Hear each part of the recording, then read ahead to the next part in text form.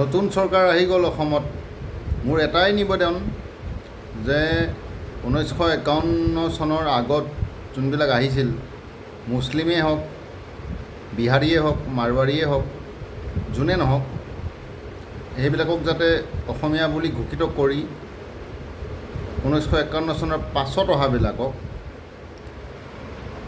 অনা অসমীয়া বুলি ঘোষিত কৰি সিহঁতক মাটি বাৰী কিনা ৰাইটছবিলাক খতম কৰি দিয়ে যেন, তেতিয়াহে অসমখন বাচিব।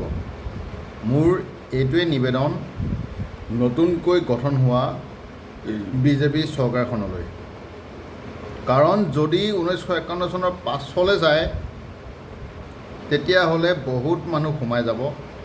এতিয়া খিলঞ্জীয়া কোনবোৰ নহয় সেইবিলাক আমি ধৰিবই নোৱাৰিম। কাৰণ ট্ৰাইবেল, নন ট্ৰাইবেল অসমত মিক্স আছে।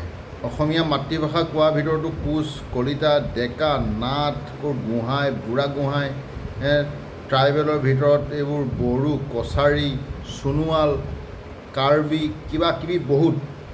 তো কোন খিলঞ্জীয়া অসমীয়া, কোন খিলঞ্জীয়া নহয় এইবোৰতো ধৰিব নোৱাৰি। তো 1951 চনৰ এটা ডেডলাইন দি তাৰ পাছত যোনবোৰ আহিছে এইবোৰক অনা অসমীয়া বুলি ঘোষণা কৰক। আৰু যদি মাটি বাৰী আগতে কিনিছেও 1951 চনৰ পাছত অহায়ো, তে সেইবোৰে যাতে মাটি বেচিলে অকল 1951 চনৰ আগত থকা মানুহবিলাকক বিকিব পাৰিব। তাৰপিছত যাতে মাটি বাৰী কিনা বেচা নহয় অহা মানুহবিলাকৰ, সেইটোৰ কাৰণে অনুৰোধ থাকিল।